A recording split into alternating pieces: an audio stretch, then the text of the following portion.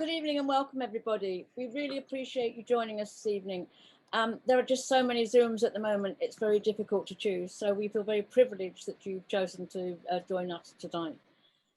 Before we begin, though, as always, I'd like to send a message of solidarity and friendship to our Palestinian and Jewish friends who are all seeking peace and supporting the human rights of Palestinians. Tonight's event, as Chris said, is focused on water insecurity, and it's one of a series in which we've discussed the suffering of people in Gaza, the Israeli proposed annexation, and Palestinian child prisoners. Israel is seen as a global innovator in water technology, often described as a superpower of sustainability because of its advanced policies on climate change. Yet in the Palestinian territories, Gaza, the West Bank, East Jerusalem and Golan Heights, over which Israel has full military and administrative control through its occupation, Israel's discriminatory policies on, well, I would say politics as well, policies on water access and distribution deprive so many Palestinians of their natural resources. So we've set up this evening on this topic because we believe it's up to the international community now, particularly like those in the UK championing green governance, to challenge and constrain Israel's discriminatory treatment of Palestinian natural resources. I'd now like to move to our speakers, and I think this is right. We're going to do this in the order of Clemens, who will speak first.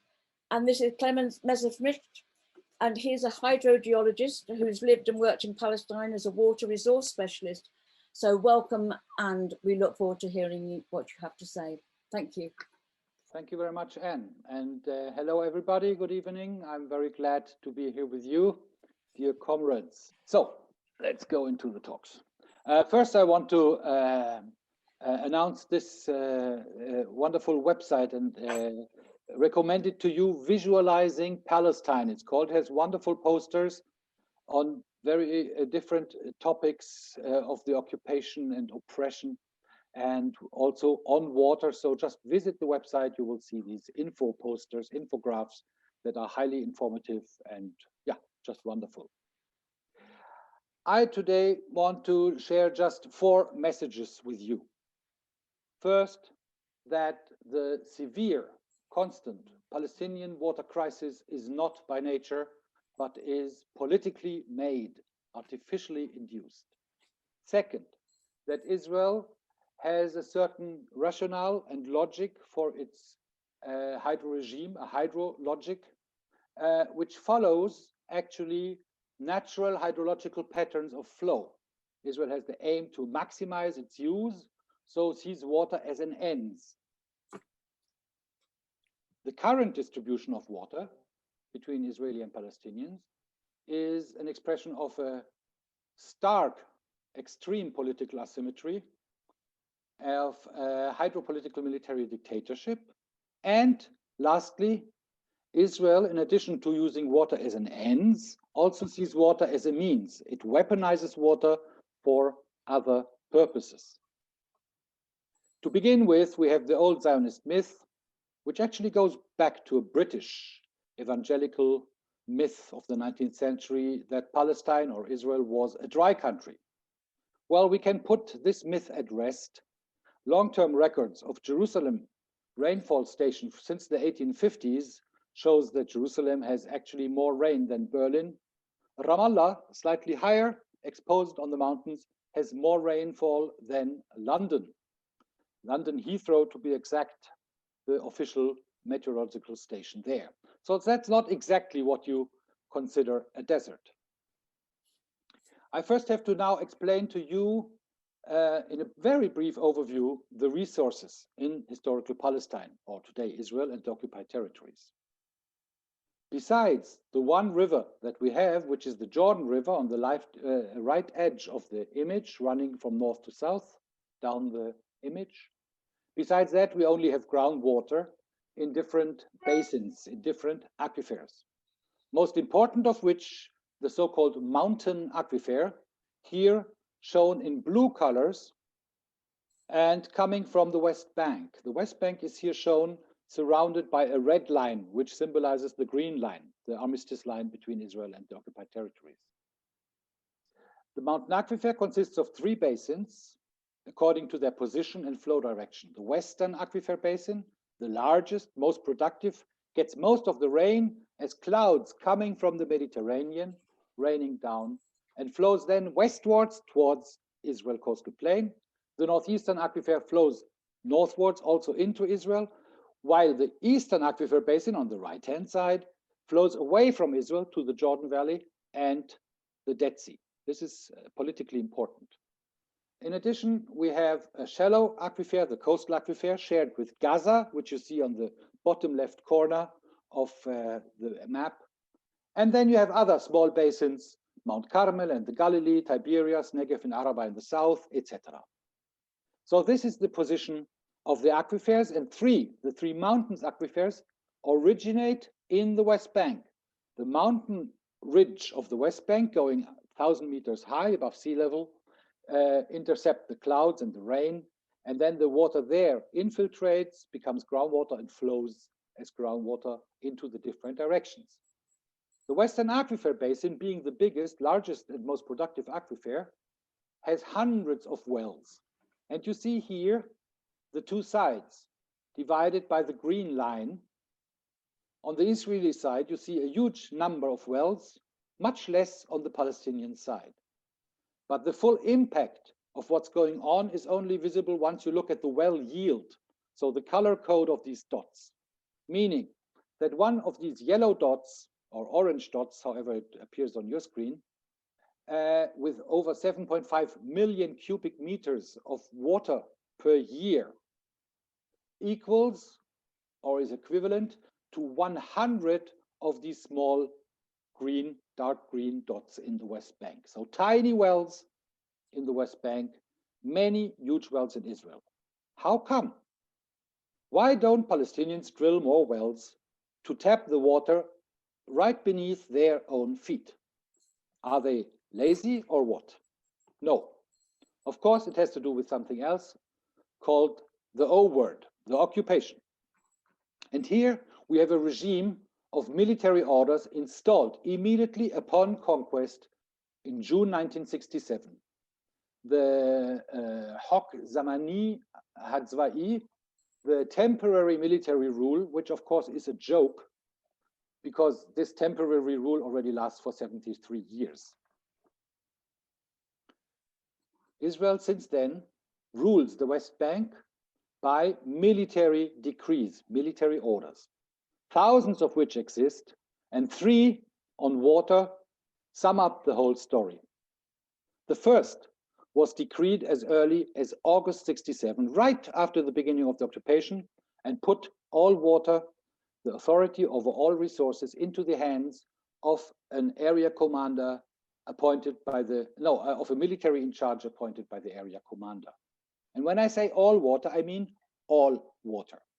Every well, every spring, every pool, every basin, every creek, every river, if there were lakes, also lakes or ponds and whatever. Every single drop is the subject of this military order number 92. Secondly, still in 1967, military order 158 introduced the infamous permit system, according to which any Palestinian waterworks, work in the water sector, infrastructure, is illegal according to Israeli understanding if it lacks a prior official permit by the military. Now, if Palestinians apply, the military can say no or simply say nothing. And then if Palestinians still do something, it's illegal.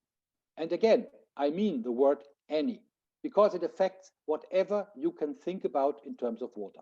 Any structure, such as wells or as springs, capturing of springs, any canal or pond or pool is forbidden without permit.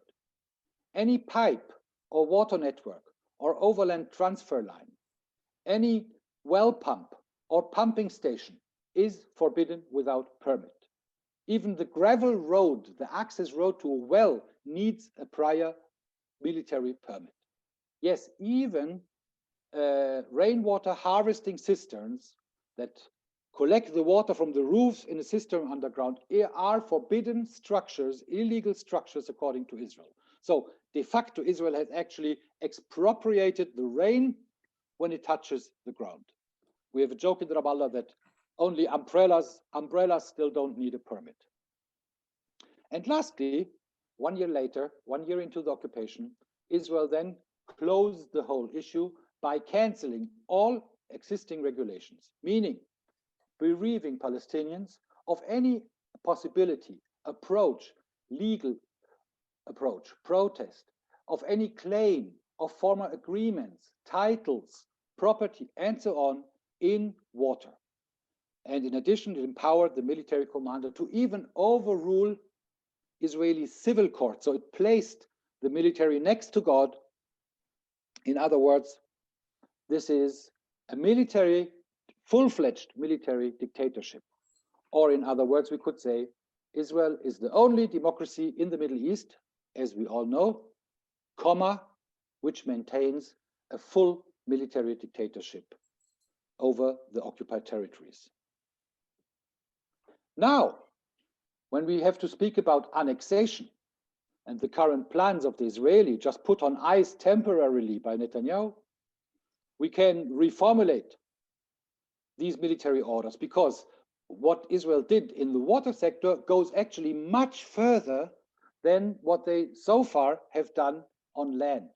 They expropriated all water, put all water under Israeli control. That is a far cry from the bad things that are happening on land and settlements and so on. So it's a really absolutely extreme example. That's why we can call it de facto annexation. Military Order 92 then declares the annexation, 158 implements the annexation, and 291 backs up and eternalizes and stabilizes the annexation.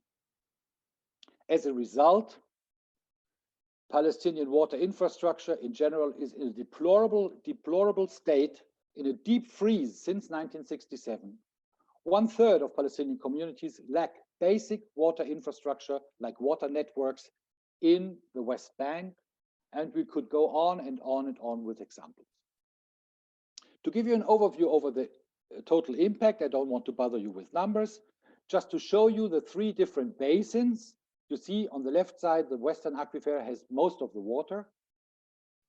You see the blue colors, how much is Israeli control and use in wells and springs, and in the green colors, the Palestinian.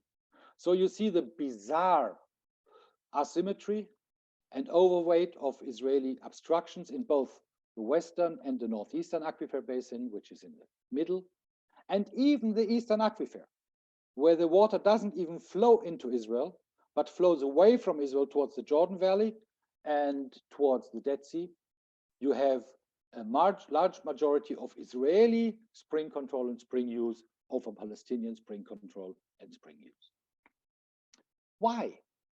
How come after 25 years of peace process, so-called, because peace has become really a bad, dirty word for Palestinians, and joint water committee of Israeli and Palestinians, how come?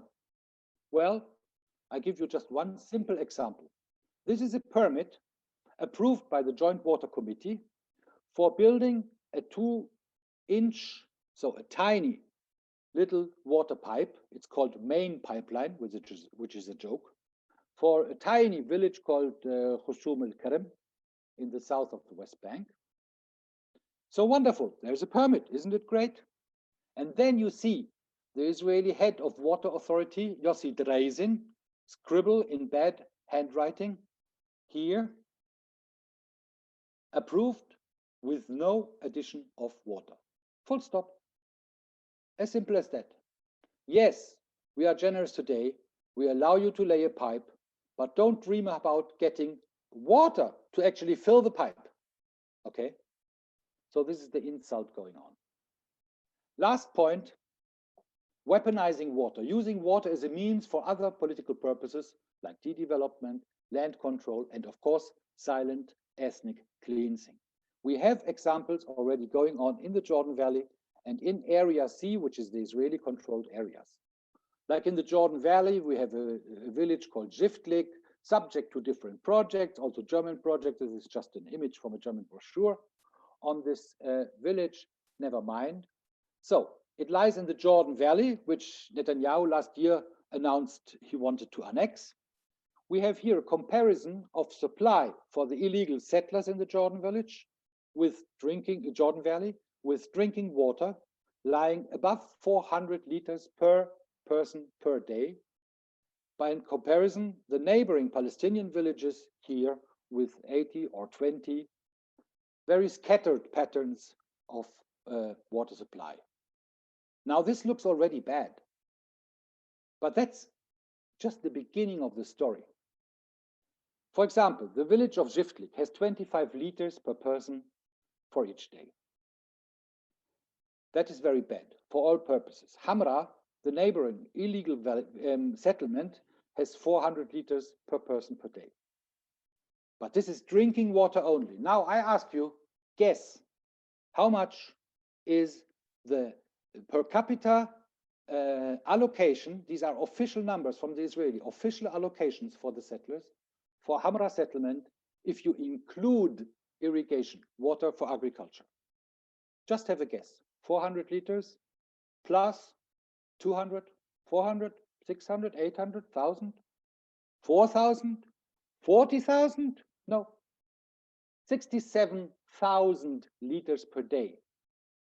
That's the daily amount of an illegal settler use of water for agriculture to grow all year round in huge hothouses and open fields, the cash crop that then is delivered to your British supermarkets in Newcastle and London, okay?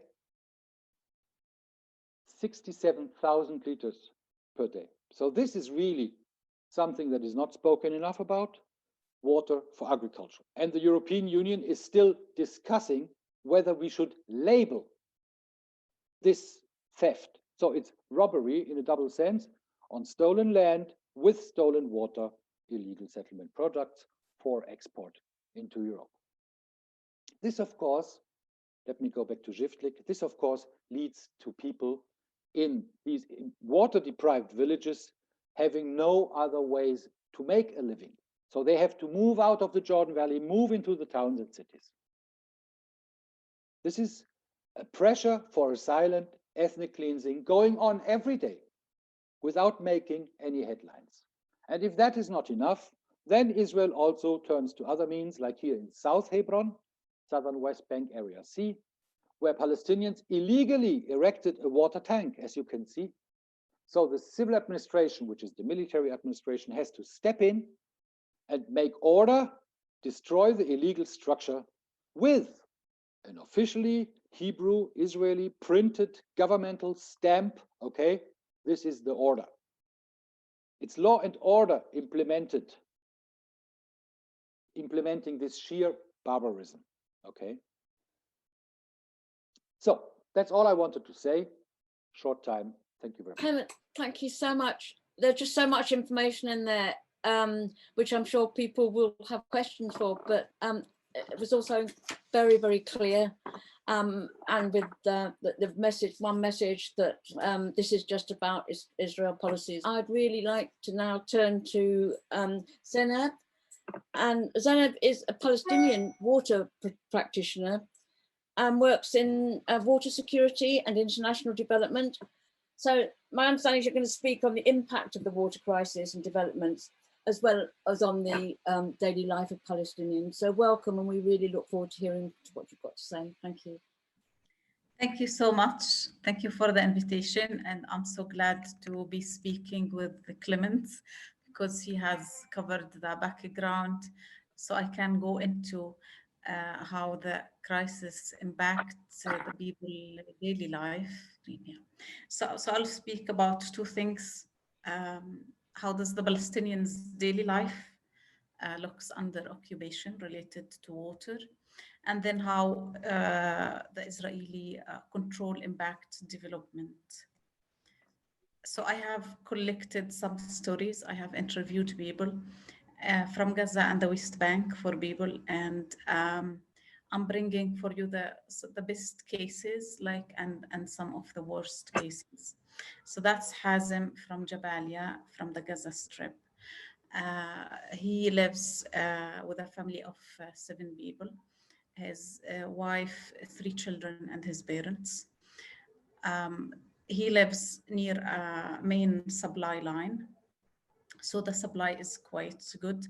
And for the last 6 months, it has been coordinated with the electricity schedule because Gaza electricity stations have been bombed in the wars on Gaza. So there has been electricity shortage. And now right now the schedule is 8 hours. There's electricity, 8 hours, there's no electricity. This varies from one place to another, but that's like how it is in Jabalia, where Hazem lives. So for the last 6 months, the electricity company and water have coordinated the supply to be at the same time. It was not the same before. He has roof tanks, of course, and he uses an automatic water pump to pump water to the roof. Automatic, it means that it operates when there's water, it doesn't when there's no water. And then the consumption is, from the consumption from the tap is 176 liters. So that is quite good, because the minimum the World Health Organization recommends is 100. However, this is water that's undrinkable. So people from Gaza, they buy water for consumption, and the water for drinking and cooking, the consumption is 3.5 liters per person per day, and the cost is 15 times the cost of the tap water.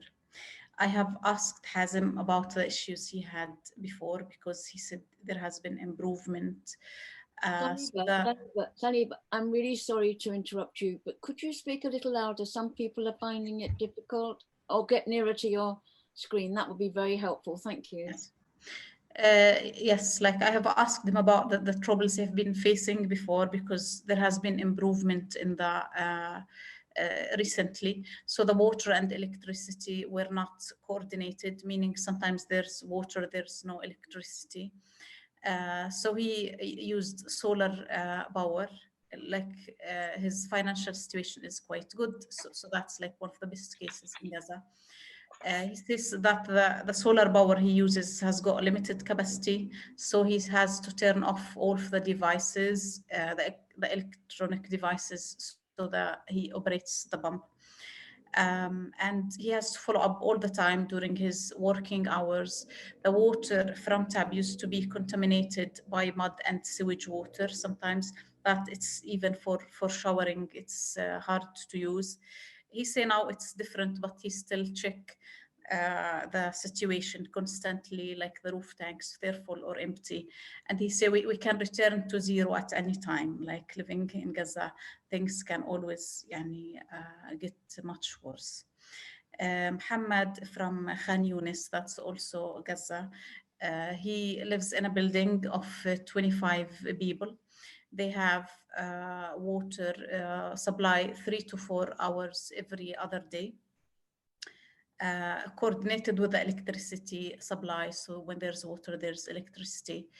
They have tanks on the in the basement, storage tanks. So they use, and the pressure is low, they use a pump to fill the tanks in the floor, and then another pump to pump the water to the roof tanks.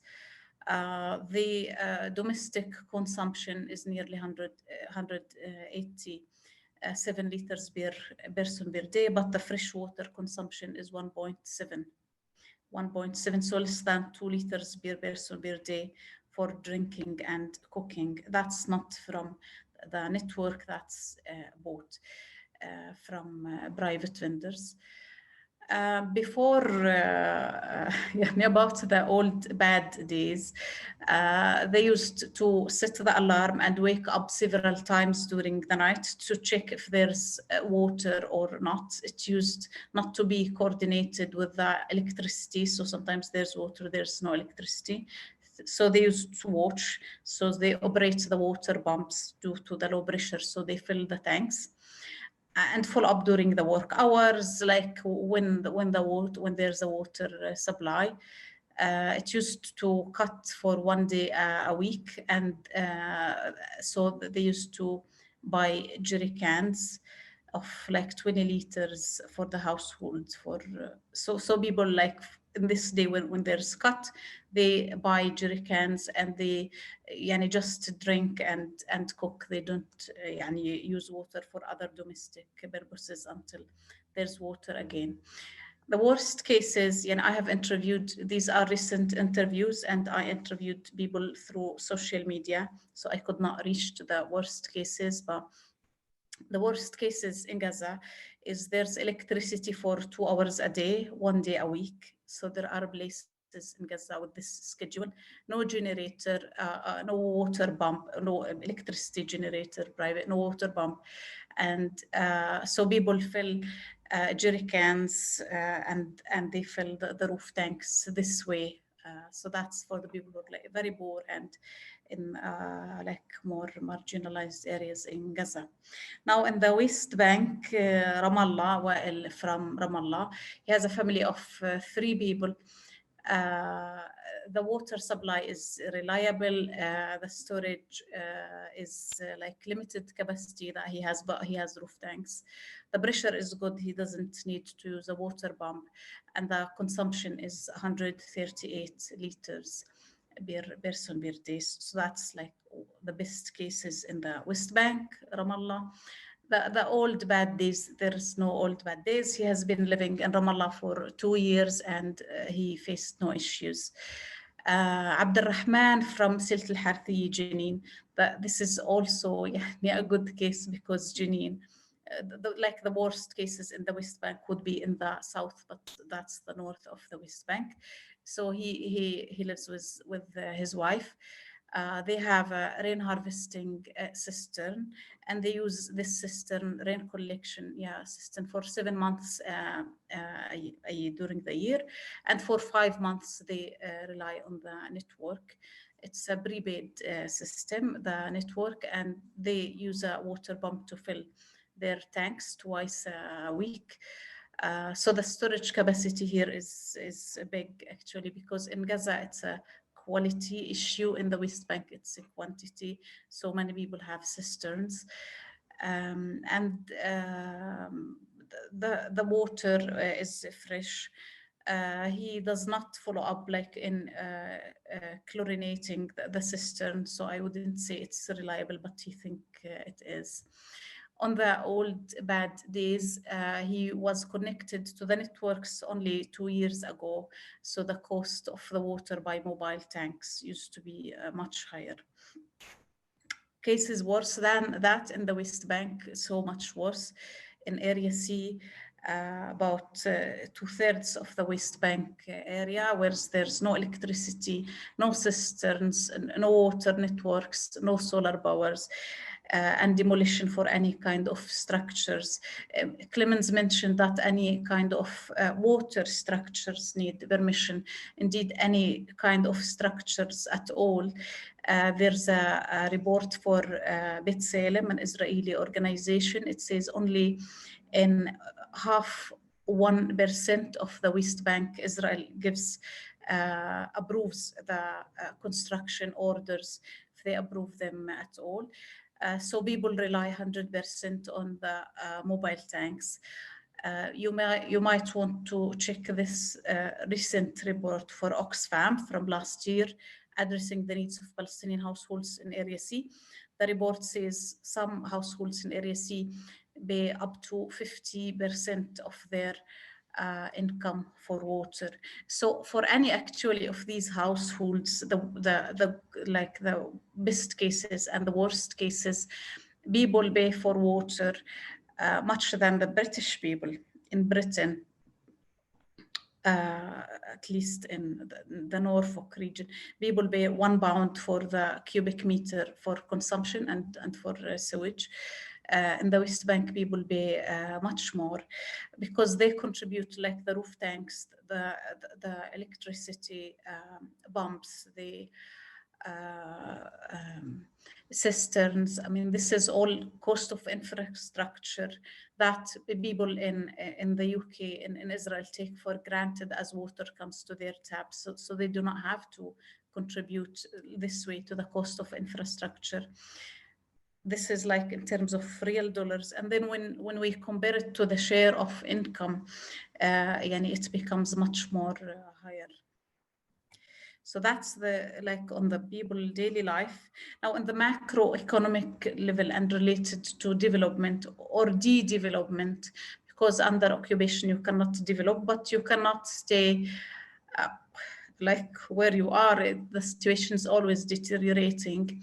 Here I'm giving just some examples, not a full image. For instance, from the Dead Sea, the minerals extraction is $4.2 billion US dollars a year. This goes mainly for Israel and a bit for Jordan, zero for the Palestinians. The Palestinian agriculture loses $2 billion a year. That's lost potential. Should we have access to water? I mean, the agriculture could have contributed $2 billion more. And then if we had access to Area C, we would have additional $3.4 billion a year. So this is all lost potential due to lack of access to land and water. I mean, Israel control every aspect, like even the tax, they collect tax, they deduct from the tax and sometimes withhold it and not give it to the Palestinian Authority.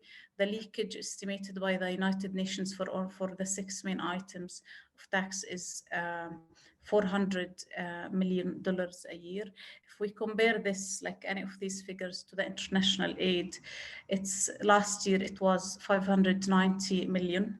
So the international aid from all countries is fraction, and change when it's compared to the lost potential, like of any of the resources that Palestinians should have access to.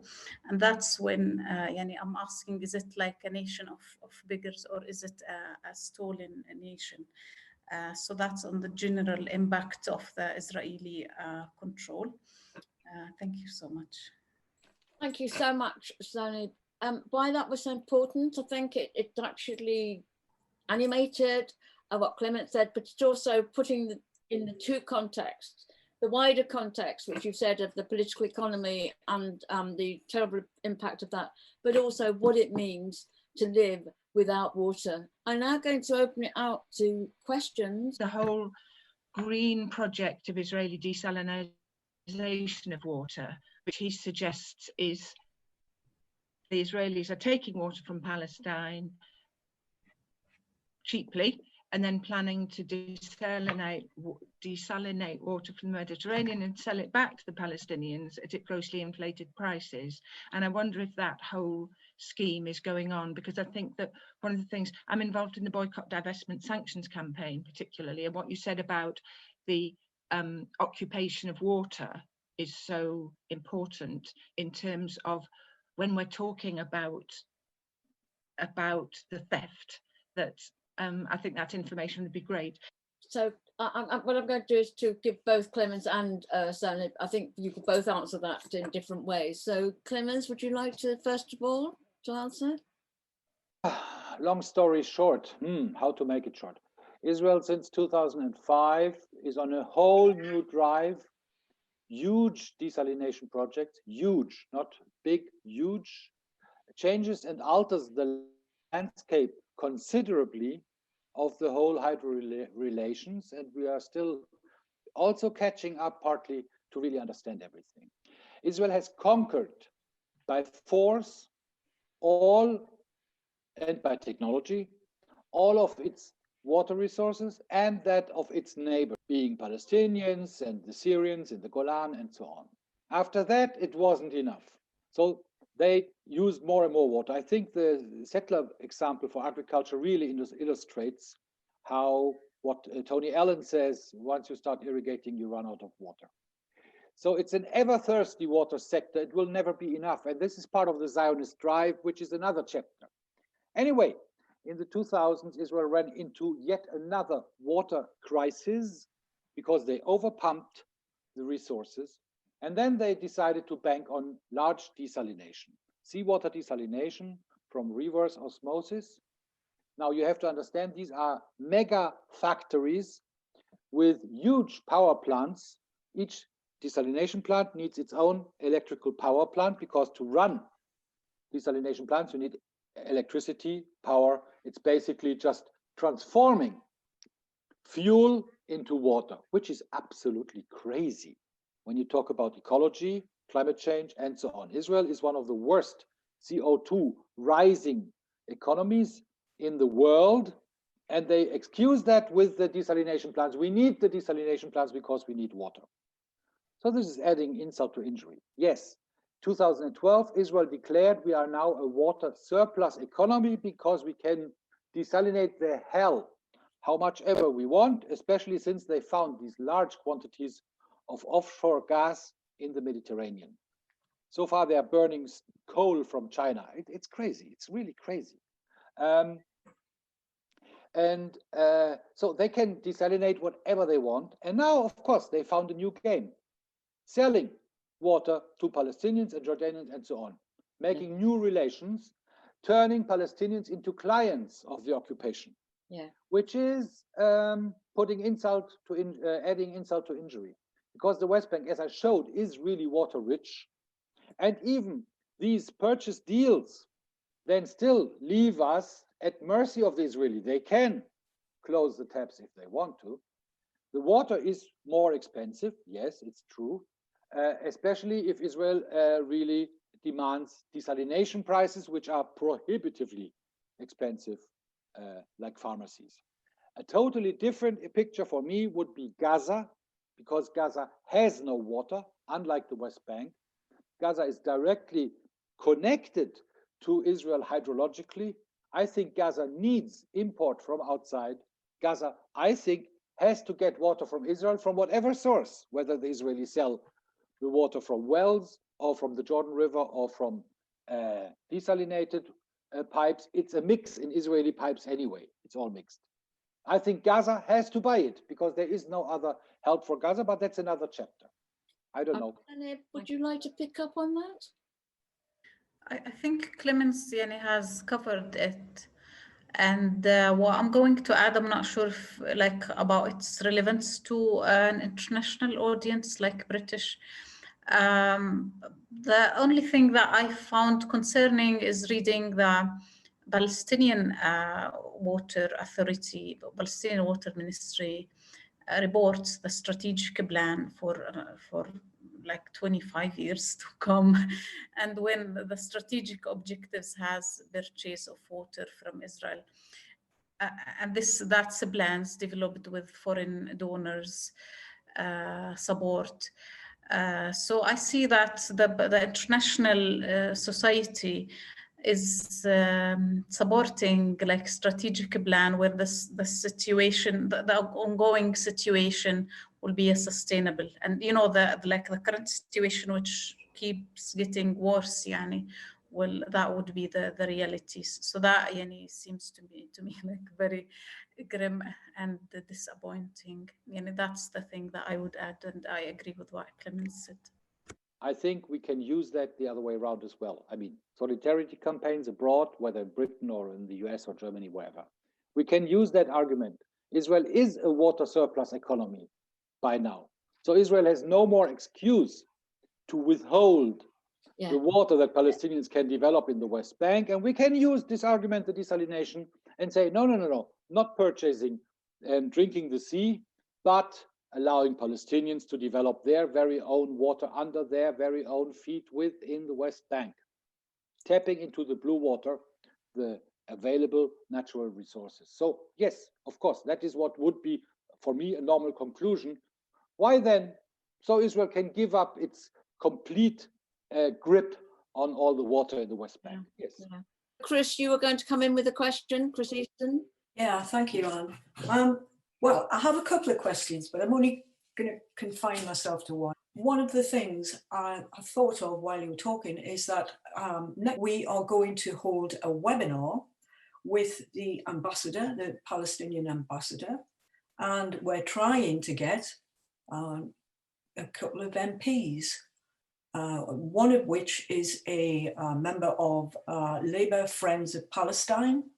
So the idea is to have them speaking together in a webinar situation. And I was thinking while you were talking about what would you like us to ask the Labour MPs on that webinar about the water issue? Yeah, the obligation of the foreign states under international law is to, like, towards Israel, is to keep it accountable for the international law. So that would be the major ask, to, like, keeping Israel accountable. What we see is that the international states are, like, not so much leading on this role of accountability for the occupation towards its violations, including sometimes demolitions of structures that is funded by foreign aid, and rather they provide aid instead of like helping towards ending the occupation or its violations. And as we mentioned, like, the aid provided, like, its impact is fractional and insignificant compared to the potential of a sovereign and free Palestinian state. So that would be the major ask for me, is accountability of Israel for their violations. Yeah. Okay, so Chris, I'm assuming you noted that down. Clemens, would you like to add to that? What I would ask is always, what are you thinking, what are you planning to actually do that makes a difference? I don't think it's worth among humans to even discuss whether people should have a right to minimal water. I think this is beneath the dignity of anybody. So this is a given, especially in water. So that I don't think can be the question. You can confront them with what's going on. And here I would like to point out again this little thing that I maybe didn't stress enough in my talk. The system of absolute barbarism, of deep freezing the Palestinian water sector, of the workings of the military orders, of this military dictatorship, is not a reaction by Israel on Palestinian resistance, on Palestinians not being nice enough or something. It has nothing to do with that. It's going on in the heated days and in the super calm days of occupation. This is a ground noise of the occupation. This is the system of the occupation that Israel maintains right from the very, very start. So it has nothing to do with whether Palestinians are nice enough, behave, misbehave, blaming it on Hamas or before on PLO, before on Fatah, whatever. No, this system is a system that has nothing to do with the Palestinian behavior. So this, first of all, has to be understood. It is a brutal, ugly, full-fledged military dictatorship. When do we stop treating Israel as if it was a wonderful democracy? It isn't. It's a parliamentary democracy within, not nice, not progressive, but quite reactionary. But yes, they have elections inside. In the occupied territories, there's not even a veneer, not even a lacquer of democracy. This has to be understood. It's an ugly military dictatorship. When do we start applying British law to treat Israel as it should be treated? Now, to form it out into specific demands, this you have to do, I'm afraid, up in Hexham and Newcastle and London and Glasgow. Zayneb, you wanted to come back? Yes. Yeah, I wanted to add that I have spoken to some British politicians and to some British diplomats in Palestine, and I think they're very poorly educated in the water issue. And some of them, when they speak to the Israelis, the points that the Israelis use is nonsense, but it still makes some sense to them. One of like the high level diplomats here said, yes, but like Israel needs water. So, I mean, why should they give it to the Palestinians? As if, it was all Israel water and like it's a charity to give it to the Palestinians. So some of like the debates, when they speak to the Israelis say, and they seem to believe it, it doesn't make sense, and they're very poorly educated. In Britain, even those who are the diplomats in the Palestinian territory. So I think it's important to inform them before asking them. They are really, really comprehensive answers. I know Chris is going to ask a question that's going to be quite challenging, and I think you've got some really, really good answers there, Chris, for us to act on. So we've just got a couple more minutes. We will try and find. Anybody else got another question? Steve, you wanted to come in? Are there any, like, what can people do? Are there any charities that, like, what are charities people can contribute to, donate to? Maybe okay, that one. That's great. I'm going to start with Zayneb then very quickly, and Clemens. Thank you, Steve. That's a good question. Yeah, Stephen, I just want to refer to what I have presented. If like the potential of any resource, of access to any resource, water or land in a free Palestinian state, this is so much more than the sum of all international aid given. So the sum of all international aid given is a change compared to like Palestinian access to the Dead Sea, or to water for agriculture, or to Area C. So that's what I would say, and I would appeal to everybody to. I was in a talk yesterday, and people said we learned more about Palestine in the wars in Gaza. So I hope we don't wait for another war or massive escalation and loss of lives to be concerned about this issue, and we keep campaigning, we keep acting on it, educating ourselves, educating people, sharing information, writing to your MBs, boycotting settlement and not buying settlement products, and having this as ongoing, as long as occupation and injustice is ongoing, not donating and feeling that it has ended. I hope that your contribution is bigger, which is time and attention. Fine. Yes. Well, I don't know, Steve, now you're provoking us or what? I find it a very worrying sight if Palestine was to turn into a charity cause. Yeah. It's not about money. One strong resolution against Israel is worth $1 million. I can tell you really that. Palestine is not, the main problem is not the lack of funds. We had funds over funds during the heydays of the Oslo process. And what was it used for? It was used for relieving Israel from its obligation as an occupier. So really, in a way, whatever you give will make the work of Israel easier. It's not about money. It's about political solidarity, taking a stand and making a difference, also not in words, but in action. Actual sanctions, actual steps to stop Israeli settlement products to reach the European market as if it was a normal, just average product. No, it's just like blood diamonds, nothing else, okay?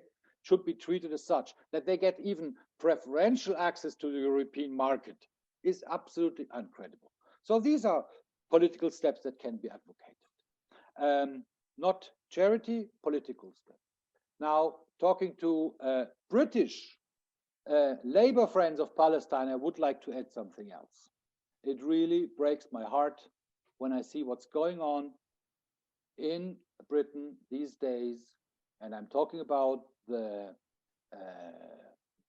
chasing out of Palestine solidarity first of all, Jeremy Corbyn. It really breaks my heart to see what's going on and how the right-wing and right-wing parties and right-wing within Labour is using this tool of denouncing people as anti-Semites in order to break not only solidarity with Palestine and the most basic cause of internationalism and progressive thinking, but of course also in order to, and maybe more importantly, break the whole progressive trend within Labour Party. Now, one of the reasons that I'm glad to join such talks is, and to contribute my little knowledge on this particular thing, water, is that I think that actually the details, the real life numbers, images, and dynamics to understand them is powerful. I believe in that. I believe that Palestinians are very weak, have very few weapons, not military, not financial, and so on, but they have the truth on their side. They have, in that way, history on their side. Let's work with the truth. This means work. So work, if you want to work on informing yourself, exchanging with others. Try to organize much more meetings, informal, formal meetings. I'm happy to contribute more to others.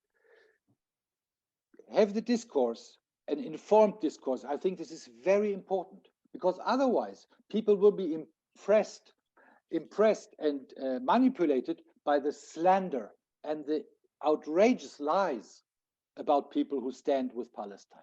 And I would like to stress that once you get into some detail of what's really going on, it's so absurd to blame people who support Palestine as being not, to be either anti-Semitic or racist or something.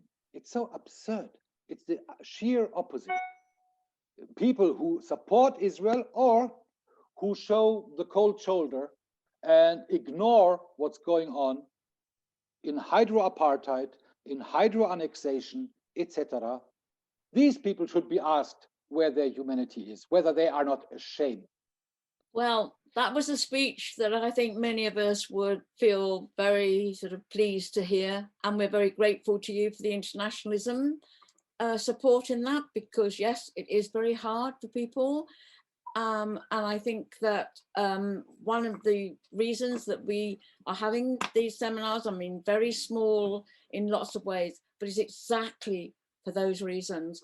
And I just thought really it was a fantastic point to end on, which was around solidarity of action, not just words, but also sort of standing together with people who are being put into really dreadful positions for supporting Palestine. So thank you very much indeed. So I'm going to end tonight on that note. There will be different views about it, but I think it is a debate we've got to have, and there is a struggle, but our struggle is absolutely nothing in comparison with the Palestinians. And I just feel that that's what we're about. That's what we are having this evening for. And taking away people's basic rights, such as water, is something that we can't stand by and allow to go on. So I just wanted to really give Chris the last word, as she did most of the organising for tonight. So Chris, would you like to just close down the evening? Thanks ever so much for coming, and really a brilliant talk from both Zayneb and Clemens. Take care, everybody. Take care of yourselves. Bye-bye for now. Bye.